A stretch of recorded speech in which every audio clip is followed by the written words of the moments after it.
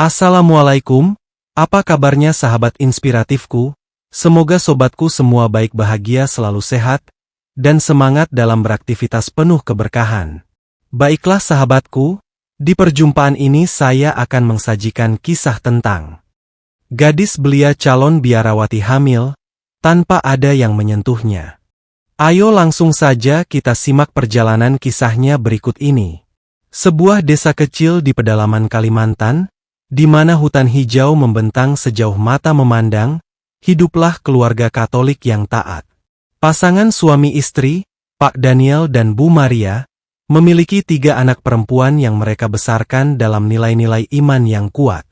Anak kedua mereka, Clara, sejak kecil menunjukkan ketertarikan mendalam pada kehidupan religius. Ia sering menghabiskan waktu di kapel kecil desa, berdoa dan membaca kitab suci dengan penuh ketekunan. Pak Daniel dan Bu Maria sangat berharap bahwa Clara suatu hari nanti akan menjadi seorang biarawati, mengabdikan hidupnya kepada Tuhan. Bahkan, sejak usia 7 tahun, Clara sudah bercita-cita masuk biara dan menjalani kehidupan dalam pelayanan. Namun, harapan itu mulai goyah ketika sebuah kejadian misterius mengguncang keluarga mereka. Pada suatu malam, saat Clara berusia 11 tahun, ia terbangun dengan perasaan aneh. Tubuhnya terasa panas, dan di luar rumah, terdengar bisikan-bisikan samar.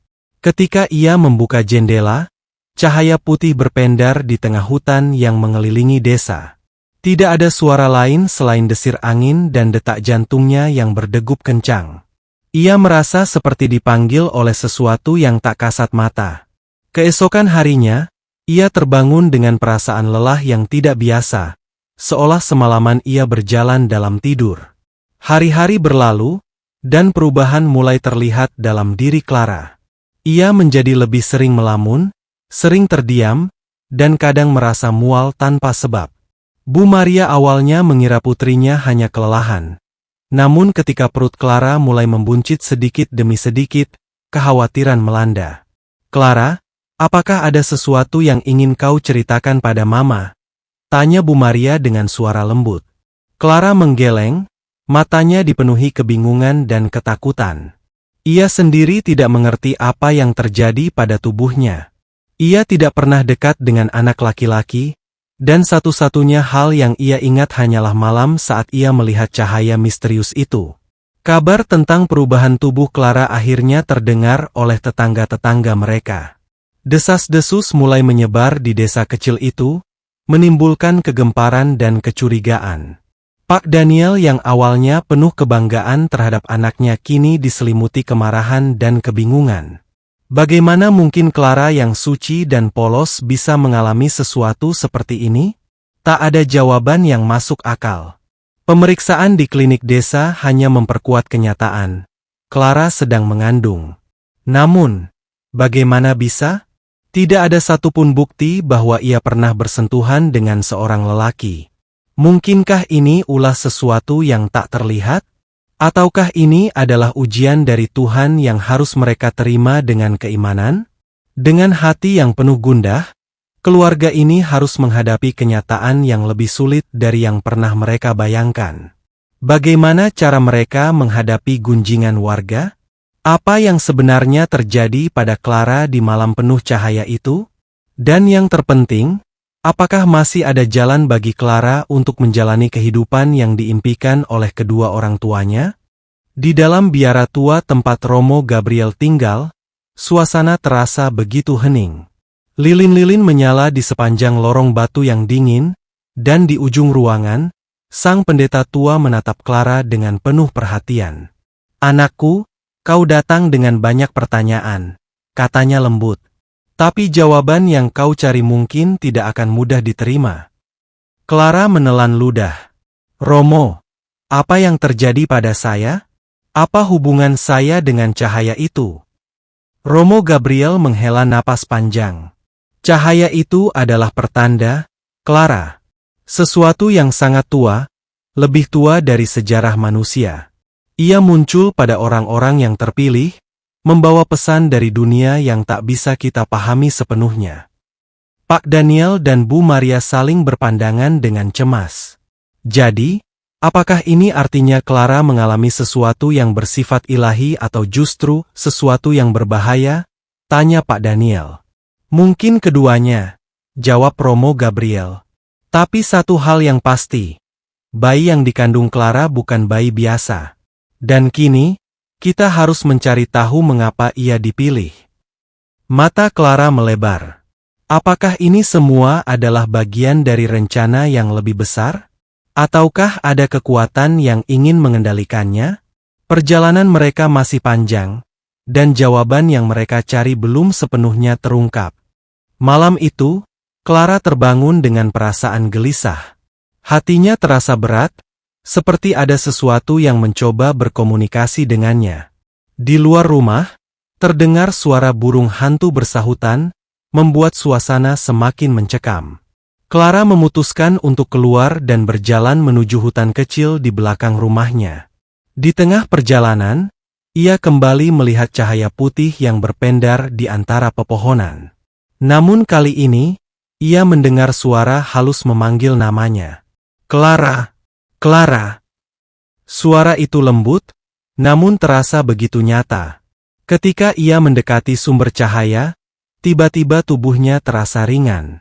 Ia seperti melayang, dan dalam sekejap, ia melihat bayangan seorang wanita mengenakan pakaian putih yang sama seperti dalam mimpinya. Wanita itu menatapnya dengan penuh kasih. Jangan takut, anakku. Kebenaran akan segera terungkap. Percayalah pada hatimu dan ikuti petunjuk yang diberikan kepadamu. Bisik wanita itu sebelum menghilang bersama cahaya. Clara jatuh terduduk, nafasnya tersengal. Ada sesuatu yang besar sedang menunggunya. Ia tahu, inilah saatnya untuk mencari jawaban yang sesungguhnya. Keesokan harinya, Clara menceritakan penglihatannya kepada Pastor Gregorius dan Nenek Lestari. Mereka berdua saling berpandangan dengan raut wajah serius. Ini bukan sekadar kejadian biasa, kata Pastor Gregorius. Kita harus menyelidiki lebih jauh tentang asal-usul cahaya itu dan apa hubungannya dengan Clara. Nenek Lestari mengangguk. Aku tahu seseorang yang mungkin bisa membantu kita. Seorang pendeta tua yang tinggal jauh di dalam hutan, yang konon memiliki pengetahuan mendalam tentang misteri Bukit Cahaya. Mereka pun bersiap memulai perjalanan yang akan mengubah hidup Clara selamanya. Dengan keyakinan penuh, Pak Daniel, Pastor Gregorius, dan Nenek Lestari memutuskan untuk membawa Clara menemui seorang pendeta tua bernama Romo Gabriel. Ia tinggal jauh di dalam hutan, di sebuah biara kuno yang jarang dikunjungi orang. Perjalanan mereka dimulai sebelum matahari terbit. Clara merasa gelisah, namun juga seakan dituntun oleh sesuatu yang tak terlihat. Ketika mereka mencapai batas hutan, angin bertiup kencang, seolah memberikan peringatan. Namun, mereka tetap melanjutkan perjalanan. Di tengah perjalanan, mereka menemukan ukiran aneh di batang pohon. Ini lambang kuno, ujar Nenek Lestari. Tanda perlindungan dari roh leluhur. Pastor Gregorius berdoa, meminta perlindungan Tuhan untuk perjalanan mereka. Setelah berjalan selama berjam-jam, mereka akhirnya tiba di biara tempat Romo Gabriel tinggal. Ia adalah pria tua dengan mata tajam namun penuh kasih. Ia menyambut mereka dengan tenang, seakan sudah menunggu kedatangan mereka. Kalian datang untuk mencari kebenaran, katanya. Dan aku akan membantu kalian menemukannya. Tapi bersiaplah, karena kebenaran tidak selalu mudah diterima. Clara menelan ludah. Apakah akhirnya ia akan menemukan jawaban atas misteri cahaya di malam itu? Dan apa yang sebenarnya terjadi padanya? Di dalam biara tua tempat Romo Gabriel tinggal, suasana terasa begitu hening. Lilin-lilin menyala di sepanjang lorong batu yang dingin, dan di ujung ruangan, sang pendeta tua menatap Clara dengan penuh perhatian. Anakku, kau datang dengan banyak pertanyaan, katanya lembut. Tapi jawaban yang kau cari mungkin tidak akan mudah diterima. Clara menelan ludah. Romo, apa yang terjadi pada saya? Apa hubungan saya dengan cahaya itu? Romo Gabriel menghela napas panjang. Cahaya itu adalah pertanda, Clara. Sesuatu yang sangat tua, lebih tua dari sejarah manusia. Ia muncul pada orang-orang yang terpilih, membawa pesan dari dunia yang tak bisa kita pahami sepenuhnya. Pak Daniel dan Bu Maria saling berpandangan dengan cemas. Jadi, apakah ini artinya Clara mengalami sesuatu yang bersifat ilahi atau justru sesuatu yang berbahaya? Tanya Pak Daniel. Mungkin keduanya, jawab Romo Gabriel. Tapi satu hal yang pasti, bayi yang dikandung Clara bukan bayi biasa. Dan kini, kita harus mencari tahu mengapa ia dipilih. Mata Clara melebar. Apakah ini semua adalah bagian dari rencana yang lebih besar? Ataukah ada kekuatan yang ingin mengendalikannya? Perjalanan mereka masih panjang, dan jawaban yang mereka cari belum sepenuhnya terungkap. Malam itu, Clara kembali bermimpi. Namun kali ini, mimpinya terasa begitu nyata, seolah-olah ia benar-benar berada di dalamnya. Dalam kegelapan, cahaya putih berpendar lembut, menerangi sosok seorang wanita berpakaian putih yang telah menghantuinya selama ini. Clara, waktunya sudah dekat, suara lembut itu bergema, menenangkan sekaligus menggetarkan hatinya. Datanglah ke Bukit Cahaya. Jawaban yang kau cari ada di sana. Clara terbangun dengan jantung berdebar. Keringat dingin mengalir di pelipisnya. Ia mengingat mimpi itu dengan jelas, seakan wanita itu benar-benar berbicara padanya. Tekad mulai tumbuh di hatinya. Ia harus pergi ke Bukit Cahaya. Pagi harinya, dengan penuh kebimbangan, ia menceritakan mimpinya kepada Pastor Gregorius dan Nenek Lestari. Mereka saling berpandangan dengan raut wajah serius. Aku pernah mendengar tentang Bukit Cahaya, ujar Nenek Lestari sambil mengelus dagunya. Dahulu, tempat itu dianggap suci. Orang-orang percaya bahwa ada kekuatan besar yang menjaga hutan di sana.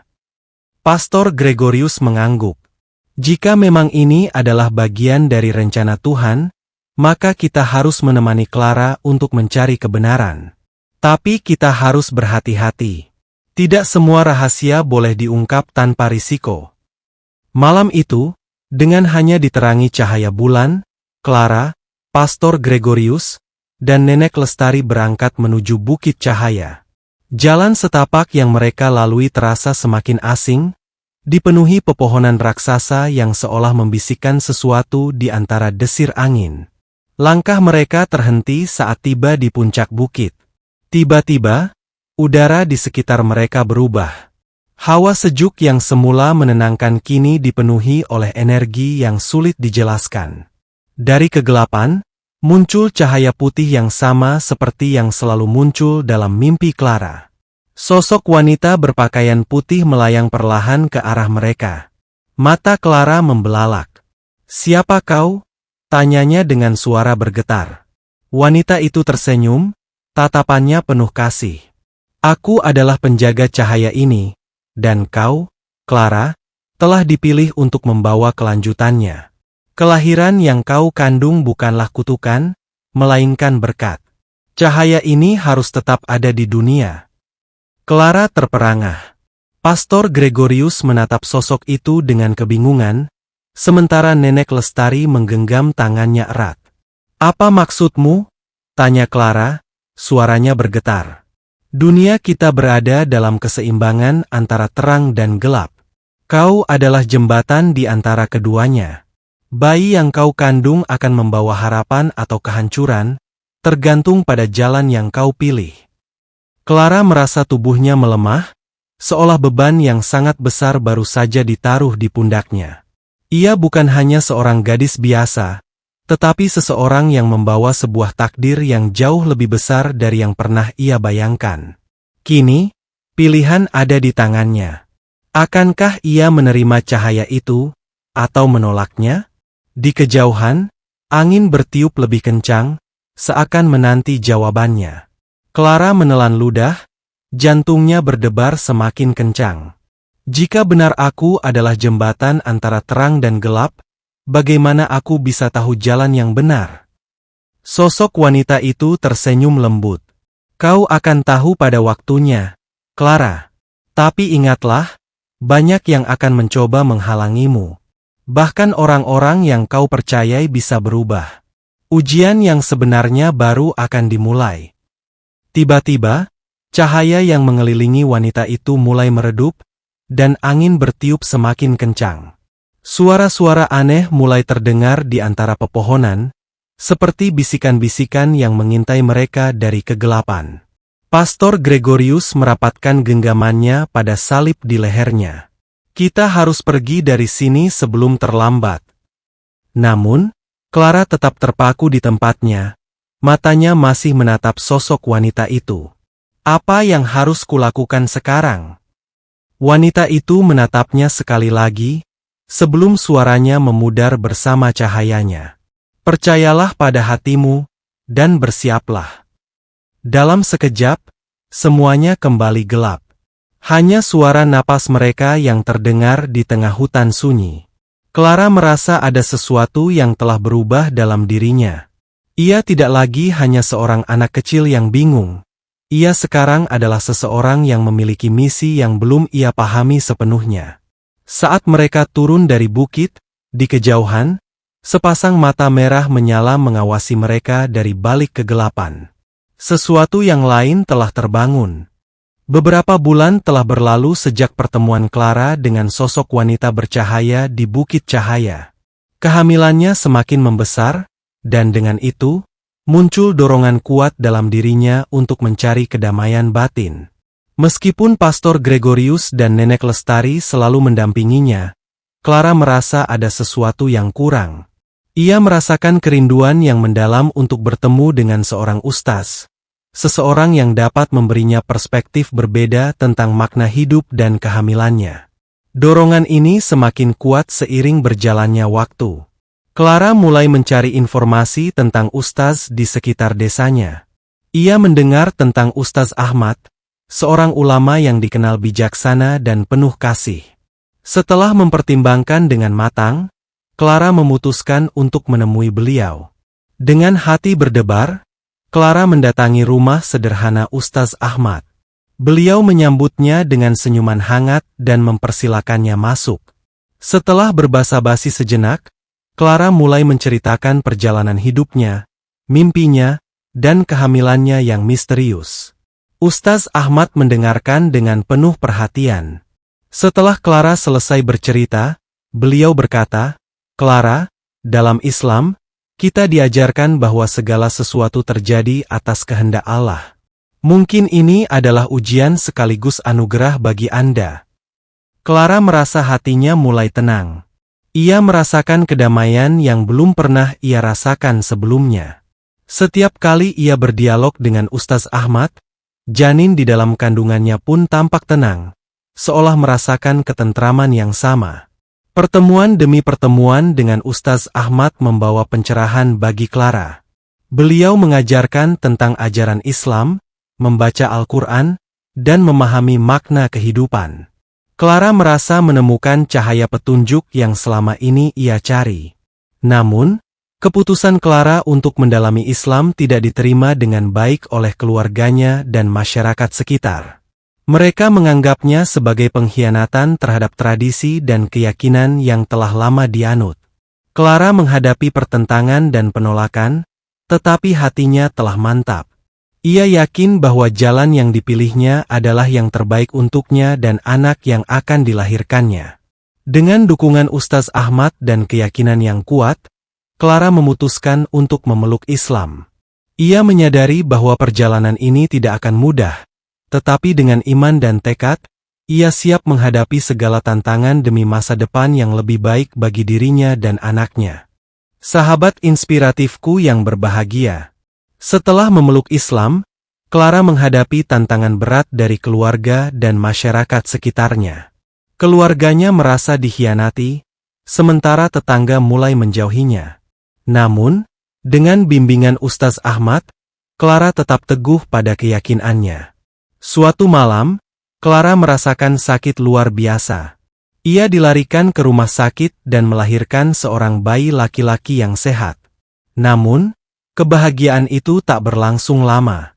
Desas-desus tentang kehamilannya tanpa suami menyebar, dan masyarakat menuduhnya melakukan hal yang tidak senonoh. Di tengah tekanan tersebut, Clara tetap berpegang pada imannya.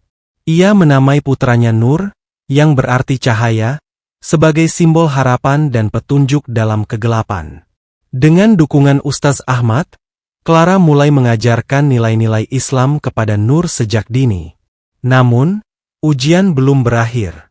Sekelompok orang yang tidak setuju dengan pilihan Clara mencoba memisahkan Nur darinya, menganggapnya sebagai aib bagi desa.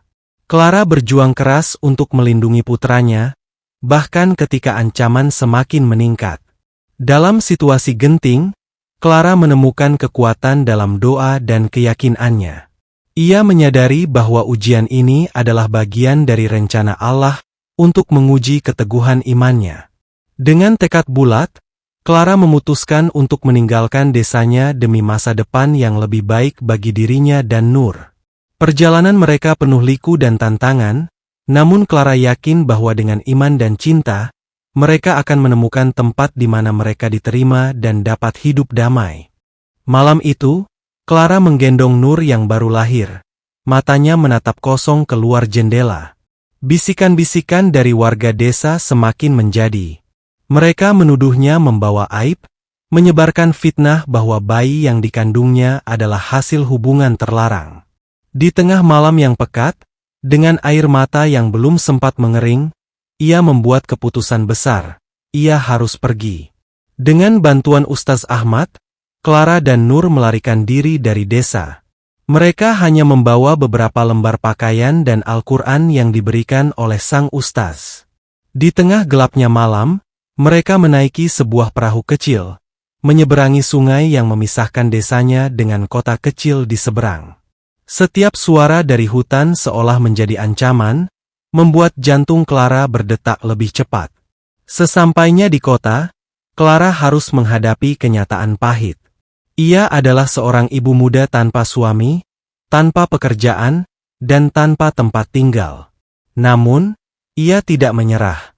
Dengan bantuan Ustaz Ahmad, ia mendapatkan tempat berlindung di sebuah pesantren kecil yang menampung para mualaf. Di sana, ia belajar lebih dalam tentang Islam dan mulai membangun hidup baru. Namun, ujian belum selesai. Suatu hari, orang-orang dari desanya menemukan keberadaannya. Mereka datang dengan kemarahan, membawa ancaman untuk membawa Nur pergi darinya. Anak ini tidak pantas hidup dengan seorang ibu yang murtad, bentak seorang warga yang dulu dikenalnya sebagai paman sendiri. Clara berdiri di hadapan mereka, tubuhnya gemetar, tetapi hatinya teguh. Nur adalah anakku, dan aku akan melindunginya dengan segenap jiwa dan ragaku. Ketegangan memuncak. Para santri dan pengurus pesantren berdiri di belakang Clara, memberikan perlindungan. Ustaz Ahmad maju ke depan, suaranya tenang namun penuh wibawa.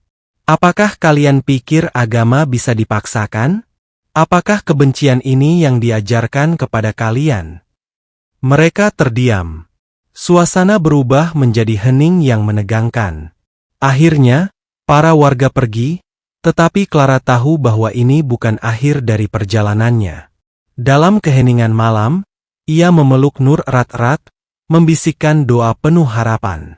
Aku tidak akan menyerah. Demi kau, anakku, dan demi cahaya yang telah kutemukan. Sahabat inspiratifku yang berbahagia. Waktu terus berlalu. Clara membesarkan Nur dengan penuh cinta dan keteguhan. Setiap hari, ia menghadapi tantangan, mencari nafkah, menjaga keimanan, dan menghadapi tatapan sinis dari orang-orang yang masih menganggapnya sebagai pengkhianat. Namun, ia tidak pernah menyerah. Setiap sujudnya diiringi doa, setiap malamnya dipenuhi harapan. Nur tumbuh menjadi anak yang cerdas dan penuh kasih. Sejak kecil, ia sering mendengar ibunya mengaji dan berbicara tentang Allah dengan penuh cinta. Pada usia 7 tahun, Ia telah hafal beberapa surah Al-Quran dan mulai bertanya tentang keluarganya yang dulu. "Bu, apakah kakek dan nenek tidak ingin bertemu denganku?" tanya Nur suatu malam. Clara mengelus kepala anaknya, menahan air mata. Ibu selalu berdoa agar hati mereka terbuka. "Nak, insya Allah, suatu hari nanti mereka akan mengerti." Doa Clara tidak pernah putus. Ia percaya bahwa Allah Maha membolak-balikan hati. Dan akhirnya, tanda-tanda itu mulai tampak. Suatu hari, tanpa diduga, seorang tamu datang ke pesantren tempat Clara mengajar. Itu adalah adiknya, Maria. Wajahnya yang dulu dipenuhi kemarahan kini terlihat penuh kebingungan dan kesedihan. "Ibu sakit parah, Clara." Suaranya bergetar. Ia terus memanggil namamu dalam tidurnya. Jantung Clara seakan berhenti. Setelah bertahun-tahun terpisah, akhirnya keluarganya mencarinya. Tanpa ragu, ia membawa Nur dan bergegas pulang ke desa yang dulu mengusirnya. Setibanya di rumah, Clara melihat ibunya terbaring lemah. Matanya yang redup menatapnya penuh kerinduan. Air mata mengalir di pipinya yang keriput. "Clara, maafkan ibu." Suaranya nyaris tak terdengar. Clara menggenggam tangan ibunya, menangis terisak. "Ibu, aku tidak pernah membenci ibu. Aku selalu mendoakan ibu." Dalam detik-detik terakhirnya, sang ibu meminta sesuatu yang mengejutkan semua orang. "Bacakan ayat suci itu untuk ibu, yang selalu kau baca dalam doamu." Dengan hati yang berat, Clara mulai melantunkan surah Ar-Rahman. Suaranya mengalun penuh kelembutan, menggema di ruangan yang sunyi. Ketika ayat terakhir selesai dibaca, ibunya menghembuskan napas terakhir dengan damai. Suasana duka menyelimuti ruangan, tetapi keajaiban terjadi. Sang ayah, yang selama ini membenci keputusan Clara, jatuh berlutut. Ia menangis terseduh. "Apa yang telah kita lakukan? Kita telah menolak anak kita sendiri, dan sekarang aku melihat kebenaran itu nyata." Hari itu menjadi titik balik. Satu persatu anggota keluarga Clara mulai mencari tahu tentang Islam, mencoba memahami keyakinan yang dulu mereka tolak mentah-mentah. Dengan kesabaran dan cinta, Clara membimbing mereka, menjawab pertanyaan mereka dengan penuh kelembutan.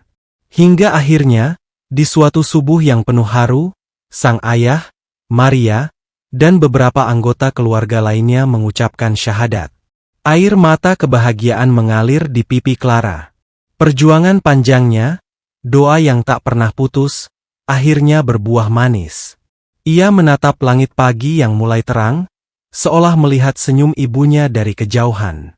"Terima kasih, ya Allah, Engkau telah mengabulkan doaku." Demikian sahabat inspiratifku, kisah ini saya sajikan semoga bermanfaat dan menginspiratif kehidupan kita, untuk mengambil hikmah pelajaran dari kisah tersebut, untuk meningkatkan keimanan dan ketakwaan kita kepada Sang Maha Pencipta Allah Ta'ala di dalam kehidupan ini. Atas segala perhatian dan dukungan subscribe-nya saya ucapkan terima kasih. Semoga menjadi nilai kebaikan. Saya Saddam Hussein mohon pamit undur diri, sampai berjumpa kembali di kisah inspiratif lainnya, dan saya sudahi perjumpaan kita dengan ucapan, wassalamualaikum warahmatullahi wabarakatuh.